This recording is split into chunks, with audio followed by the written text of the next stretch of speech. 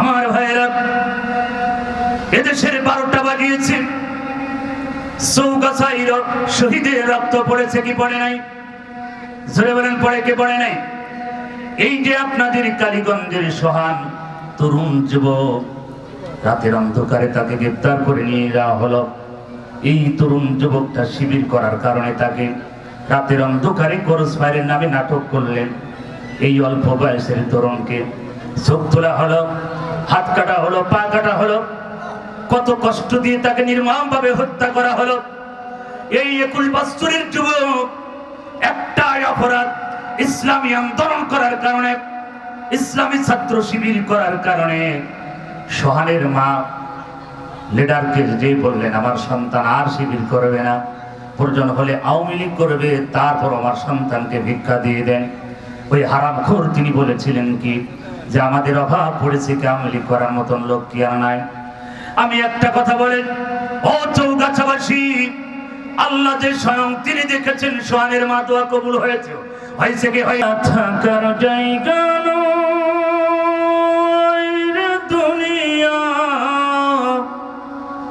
দুনিয়া থাকার জায়গা না, ফেরার দেশ যাইবা একদিন ফেসে, না ফেরার দেশ যাইবা একদিন ফেসে, আর তো ফিরে আইবা না রে দুনিয়া, দুনিয়া থাকার জায়গা না, দুনিয়া থাকার জায়গা রে দুনিয়া, দুনিয়া থাকার জায়গা নাই। বলগল উলা বিকমালিহি كشفت الدجى بجماله، سنت جميع خصاله، صلوا عليه وآله। আলহামদুলিল্লাহ। মুহতাস মুহতারাম, ঐতিহ্যবাহী যশোর জেলা চৌগাছা থানার অধীনে আমদুলিয়া গ্রামবাসীর উদ্যোগে এ বিশাল তাফসীরুল কোরআন মাহফিল। আজকের এই তাফসীরুল কোরআন মাহফিলের সুযোগ্য স্বনামধন্য সভাপতি, মানুষ গড়ার কারিগর, সেক্রেটারি বাংলাদেশ জামায়াত ইসলামী 11 নং ইউনিয়ন আলহাজ মাস্টার মোহাম্মদ আজিজুর রহমান, আল্লাহ তার গোলামকে হায়াতে তৈয়বা সিয়াতে কুল্লিয়া দান করুক। সবাই বলেন আমিন। আরেকটু আসতে বলেন আমিন। আপনারা ভারতের পাশে বলি কি, আপনারা কি মারা গেছেন না? আপনারা কি আছেন না গেছেন? যতগুলো ইন্ডিয়াতে প্রোগ্রাম করেছি, ওরা সুবহানাল্লাহ জোরে কয় না, আলহামদুলিল্লাহ জোরে কয় না, চুপ মারি মরা মানুষের মতন বসে থাকে। আপনারা যেভাবে বসে আছেন 2024 সালে 5 আগস্টের আগের অবস্থা, এখন কি সেটা আছে কি? জোরে বলেন আছে? কারণ বাতিল পালিয়েছে, হক বাংলার জমিনে প্রতিষ্ঠা শুরু হয়েছে। কথা বলে ঠিক কিনা? কেউ চুপ মেরে বসে থাকবেন না। এখন কোনো ভয় আছে? আর কোনো ভয় আছে? ভয় তো বাতিলরা করবে, যারা এই দেশে 15.5 বছর জাহান্নাম বানিয়েছিল, আয়না ঘর তৈরি করেছিল। কথা বলে ঠিক কিনা? আমার ভাইরা, আসুন আজকের এই প্রোগ্রামের বিশেষ অতিথি জনাব মোহাম্মদ আব্দুল আলী, আল্লাহ তার গোলামকে কোরআনের খাদেম হিসাবে কবুল করে নিন।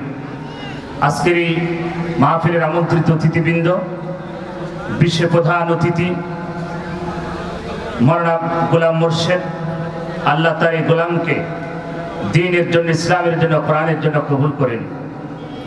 আজকের মাহফিলের বিশেষ আলোচক বিন্দু আলোচনা রেখেছেন বিভিন্ন উলামা ইকরাম। আলোচনায় আসবেন আমাদের ঝিনাইদহের কৃতি সন্তান, বিশিষ্ট আলেমে দ্বীন জনাব হযরত মাওলানা হাফিজুর রহমান জিহাদি। অল্প সময়ের ভিতরে মঞ্চে আসবেন আপনাদের আকাঙ্ক্ষিত মেহমান, কারা নির্যাতিত আলেমে দ্বীন, মাজলুম আলেম, কুষ্টিয়ার কৃতি সন্তান, কোটি কোটি যুবকদের আইডল আলহাজ হাফেজ মাওলানা মুফতি আমির হামজা হাফিজাহুল্লাহ। আল্লাহ তার গোলামকে সুস্থতা এবং হায়াতে তৈয়বা দান করুক। সবাই বলেন আমিন। মঞ্চে বসে আছেন জাতির শ্রেষ্ঠ সন্তান ওয়ারাসাতুল আম্বিয়া, নায়েবে রাসূল, সামনে বসা দিনদার, ইমানদার, কোরআন প্রেমিক, তাওহীদি জনতা, থেকে থাকলে বিভিন্ন পেশাজীবী, চাকরিজীবী, শ্রমিকজীবী ভাইরা, আরও থেকে থাকলে সরকারি গোয়েন্দা বিভাগের প্রশাসন ভাইরা, জাতির বিবেক সাংবাদিক ভাইরা, থেকে থাকলে পর্দার আড়ালের সম্মানিতা সরলা অবলা, অতি সাধবী অতি গুণে গুণান্বিতা মা ও বোনেরা, আমরা সর্বপ্রথম সেই মহান আল্লাহ পাকের দরবারে শুকরিয়া আদায় করছি যে মহান আল্লাহ পাক আমাদেরকে ভালোবেসে মহব্বত করে এমন একটি যুগে আমাদেরকে উপহার দিয়েছিলেন, যেই 15.5 বছর আমরা একটি জাহান্নামের ভিতরে বসবাস করে ইমানকে টিকিয়ে রেখে বর্তমান যেই পরিবেশ, জাহিলিয়া যুগের ইতিহাস আমরা পড়েছিলাম। 1500 বছর আগে একটি যুগ ছিল আইয়ামে জাহিলিয়া, যেই যুগে খুন খারাপি, লুটপাট, সন্ত্রাস, চাঁদাবাজ, দুর্নীতি, ধর্ষণ, মানুষের কোনো কণ্ঠরোধ করে রেখেছিল, গণতন্ত্র ছিল না। এমন একটি যুগের নাম ছিল আইয়ামে জাহিলিয়া। 1500 বছর আগের যুগ ছিল অন্ধকারের যুগ, বর্বরতার যুগ, মূর্খতার যুগ। আমার চৌগাছাবাসী, 1500 বছর আগে ছিল আইয়ামে জাহিলিয়া, আর আমরা 1500 বছর আগে পরে একটি যুগ পেলাম, সেই যুগের নাম ছিল আওয়ামী জাহিলিয়া। কথা কি ঠিক? আওয়াজ দিতে হবে। আপনারা কথা বলছেন না কেন? মন খারাপ, সমস্যা? আমার ভাইরা, তাহলে ওটা ছিল আইয়ামে জাহিলিয়া, আর আমাদের 1500 বছর পরে আমরা একটা যুগ পেয়েছিলাম, এটা ছিল আওয়ামী জাহিলিয়া। ওদের ধারা ছিল 14টি, আওয়ামী জাহিলিয়াদের ধারা ছিল 15টি। লম্বা আলোচনা, ওদিকে যাব না, হুজুর এখনই চলে আসবে। আমার ভাই মাওলানা হাফিজুর রহমান জিহাদি, তিনিও কিছু কথা বলবেন। তারপরে মুফতি আমির হামজা সাহেব, তিনি আলোচনা করবেন। হুজুর আসে নাই, এরকম কোনো সন্দেহ আছে আপনাদের? আমাকে দেখার পরও কি সন্দেহ কাটে নাই? এই জন্য টেনশন নেই। হুজুর আসছেন, টেনশন করার দরকার নেই। আমার চৌগাছাবাসী, আপনাদেরকে আমরা কোরআনের জন্য ভালোবাসি। কথা বলে ঠিকই রে? আমাদের ভালোবাসা সব কার জন্য? সবাই জোরে আওয়াজ দিয়ে বলেন, আমরা সব ভালোবাসি কার জন্য? সব আল্লাহর জন্য। আল্লাহর পয়গম্বর মুহাম্মদ সাল্লাল্লাহু আলাইহি ওয়াসাল্লাম আন্দোলিয়াবাসী কান দিয়ে শুনি, আল্লাহর পয়গম্বর মুহাম্মদ সাল্লাল্লাহু আলাইহি ওয়াসাল্লাম, ফিরাউনের ভিতরে দ্বন্দ্ব শুরু হলো। ফিরাউন খোদা দাবি করলেন, মুহাম্মদ সাল্লাল্লাহু আলাইহি ওয়াসাল্লাম মানলেন না। সঙ্গে সঙ্গে ফিরাউন তার দলবলকে ডেকে বললেন, আমি এই মিশরে খোদা হব, আর ক্ষমতায় সারা জীবন থাকবো, আমাকে ব্যবস্থা করো। ফিরাউনের দলবল তাকে বললেন, আপনাকে যদি ক্ষমতায় আপনাকে সারা জীবন থাকতে হয়, আর যদি আপনি খোদা হতে হয়, আপনার পরামর্শ দেব, এই পরামর্শ অনুযায়ী আপনাকে কাজ করতে হবে। সঙ্গে সঙ্গে ফিরাউনের দলবল বললেন, বুদ্ধিজীবীরা বললেন, আপনাকে বোর্ড বসান, তাড়াতাড়ি সংসদ বসান। ফিরাউন তাই করলেন। ফিরাউন সব মানুষকে, তার নিজেদের লোকদেরকে এক জায়গায় করে পরামর্শ নিলেন। ফিরাউনকে বুদ্ধি দিলেন 3টা। জোরে বলেন কয়টা? আরো আওয়াজ দিয়ে বলেন কয়টা? 3টা পরামর্শ দিলেন ফিরাউনকে। ফিরাউনকে বললেন, আপনি যদি ক্ষমতায় আপনাকে চিরজীবন থাকতে হয়, আর যদি আপনাকে খোদা হতে হয়, আপনাকে 3টা পরামর্শ দেব, আপনি যদি মেনটেন করতে পারেন আপনি খোদা হবেন। ফিরাউন বললেন, সেই পরামর্শ তাড়াতাড়ি বলো। নাম্বার 1। সঙ্গে সঙ্গে ফিরাউনকে বলা হলো, আপনি যদি খোদা আর যদি আপনি ক্ষমতায় চিরদিন থাকতে হয়, প্রথমেই আপনি এই মিশরের শিক্ষা ব্যবস্থাকে আপনি ধ্বংস করে দেন। ফিরাউন বললেন, কিভাবে সম্ভব? বললেন, না হলে আপনি পারবেন না। এই সমাজে জ্ঞানীরা জ্ঞান শোনাবে, যদি শিক্ষিত হার যদি বেশি হয়ে যায়, মূর্খদেরকে আপনি যা বোঝাবেন তাই বুঝবে, কিন্তু জ্ঞানীদেরকে আপনি বোঝালে বুঝবে না। ফিরাউন বলেন, আচ্ছা বুঝলাম, প্রথম নাম্বার। 2 নাম্বার পয়েন্টটা কি? সঙ্গে সঙ্গে বলা হলো, এই মিশরের ভিতরে যত জ্ঞানী, যত আলেম আছে, সব জ্ঞানীদেরকে, আলেমদেরকে আপনি হত্যা করে ফেলেন। ফিরাউন বললেন, এটা আবার কেমন ভাবে? এত মানুষ, এত জ্ঞানী, এত আলেমদেরকে হত্যা করা কি সম্ভব হবে? বললেন, না হলে আপনি ক্ষমতায় থাকতে পারবেন না, কারণ এই জ্ঞানীরা জ্ঞান ছড়াবে, সত্য কথা বলবে, এই আলেমরা আপনার কথা মানবে না। আলেমরা তাদের সত্য কথা বলবে, কারণ প্রভু তো একজন আছে। কথা বলে ঠিক না? আপনি তো ভণ্ড, আপনি জোর করে খোদা দাবি করছেন। এই জোর করে খোদা যদি আপনাকে মেনটেন করতে হয়, তাহলে এই দেশে কোনো জ্ঞানী বুদ্ধিজীবী আলেমদেরকে রাখা যাবে না। ফিরআউন বললেন, বুঝতে পারলাম 2 নাম্বার, 3 নাম্বারটা বলো। সঙ্গে সঙ্গে ফিরআউনকে বলা হলো, 3 নাম্বার পয়েন্ট, যদি আপনি ক্ষমতায় আপনাকে যদি টিকে থাকতে হয় আর যদি আপনাকে খোদা হতে হয়, 3 নাম্বার পয়েন্টটা আপনার আত্মীয় স্বজনদেরকে আপনি প্রতিটা সেক্টরে ডিপার্টমেন্টে আপনি বসায় দেন। ফিরআউন বলেন, এত আত্মীয় পাবো কোথায়? বলেন, আপনার বাবার বাবা। কারণ ফিরআউন জানে আমি চুরির অপরাধী গ্রাম থেকে পালিয়েছি। কথা বলেন ঠিক কিনা? ফিরআউনের ইতিহাস আপনাদের কি জানা আছে? এই ফিরআউন গ্রাম থেকে চুরির দায় গ্রাম থেকে পালিয়েছিল। সেই ফিরআউন বললেন, আমার তো গ্রামে যাওয়ার সম্ভব না, আমি গ্রামে এত আত্মীয় পাবো কোথায়? বলে, আপনার বাবার বাবার আত্মীয়, আপনার দাদার দাদার আত্মীয়, আপনার নানার নানার আত্মীয়, নানিমার পক্ষে যত আত্মীয় আছে সব আত্মীয়করণ করেন, সবাইকে বাছাই করেন। প্রতিটা সেক্টর, প্রতিটা ডিপার্টমেন্ট, রাষ্ট্রপ্রধান থেকে শুরু করে প্রাইমারির হেডমাস্টার থেকে শুরু করে প্রতিটা সেক্টরে সেনা প্রধান থেকে শুরু করে আনসার বাহিনী, বিজিবি, র্যাব এবং পুলিশ বাহিনী, যত বাহিনী আছে সব বাহিনীর প্রধানকে আপনার আত্মীয়করণ করেন, বসাই দেন। ফিরআউন বলেন, বসাই লাভ কি হবে? বলেন, আপনার আত্মীয় স্বজন যদি প্রতিটা ডিপার্টমেন্টে বসে যায়, আপনি যা বলবেন ওরা তাই বলবে, তাই মেনে নিবে। ওরা যদি বলেন আপনি মানুষ খুন করতে, রাতের অন্ধকারে গুম করতে, কোনো ব্যাপার না, কারণ আপনি দেশেরই প্রধান, আর ওরা সব আপনার কামলা। কথা বলেন ঠিক কিনা? ফিরআউন বললেন, তাই হবে। ও চৌগাছাবাসী, ফিরআউন 3টা পয়েন্ট মেনে ওই জামানায় ফিরআউন একটা কথা আপনাদেরকে বলি, ফিরআউন মিশরে যিনি ছিলেন উনি হচ্ছেন পুরুষ না মহিলা? কি কথাটা বুঝতে পারছেন?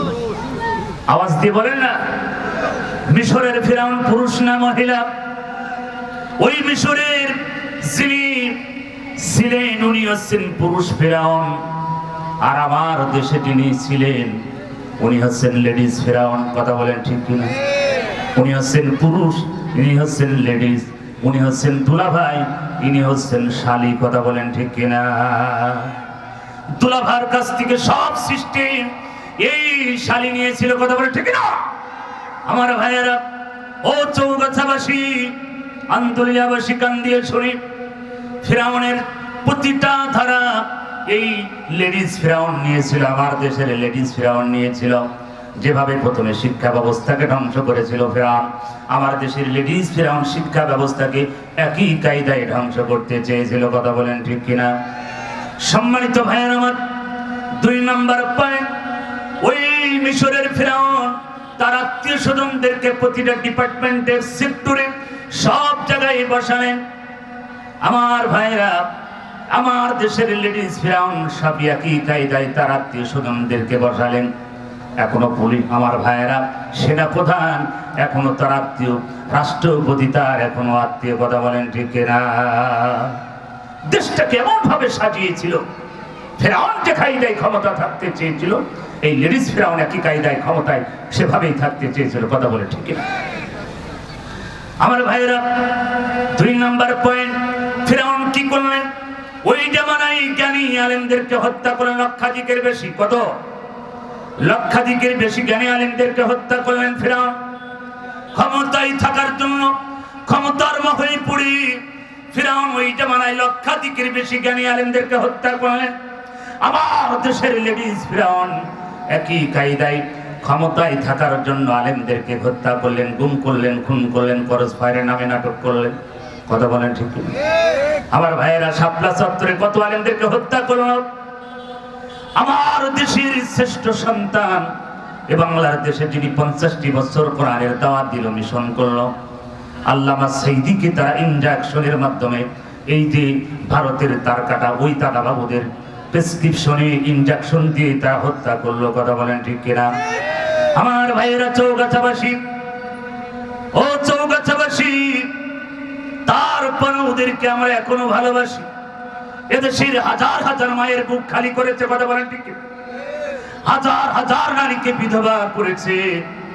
আমার ভাইয়ের, আমাদের বিশ্ববিদ্যালয়ের, আমার ডিপার্টমেন্টের অলিউল্লাহ মুকাদ্দেসকে এখনো পর্যন্ত গুম, জানি না কোথায় বাবা। কয়েকদিন আগে বাবা এখনো বসে আছে, আমার সন্তান আসবে। কিন্তু জানেন আজ পর্যন্ত সেই অলিউল্লাহ মুকাদ্দেস কোথা।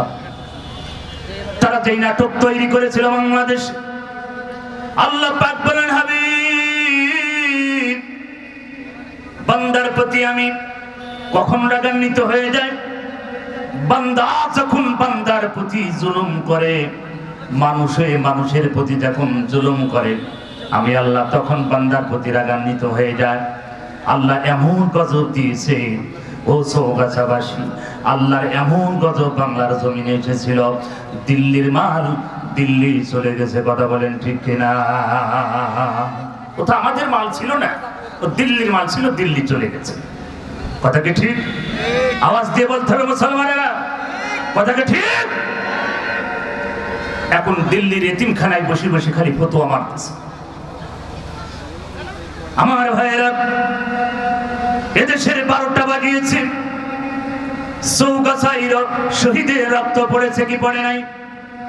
জোরে বলেন পড়ে কি পড়ে নাই? এই যে আপনাদের কালীগঞ্জের সোহান তরুণ যুবক, রাতের অন্ধকারে তাকে গ্রেফতার করে নিয়ে যাওয়া হলো। এই তরুণ যুবকটা শিবির করার কারণে তাকে রাতের অন্ধকারে ক্রস ফায়ারের নামে নাটক করলেন। এই অল্প বয়সের তরুণকে চোখ তোলা হলো, হাত কাটা হলো, পা কাটা হলো, কত কষ্ট দিয়ে তাকে নির্মমভাবে হত্যা করা হলো। এই 21 বছরের যুবক একটাই অপরাধ, ইসলামী আন্দোলন করার কারণে, ইসলামী ছাত্র শিবির করার কারণে সোহানের মা লিডারকে যে বললেন আমার সন্তান আর শিবির করবে না, প্রয়োজন হলে আওয়ামী লীগ করবে, তারপর আমার সন্তানকে ভিক্ষা দিয়ে দেন। ওই হারামখোর তিনি বলেছিলেন কি যে আমাদের অভাব পড়েছে কি আওয়ামী লীগ করার মতো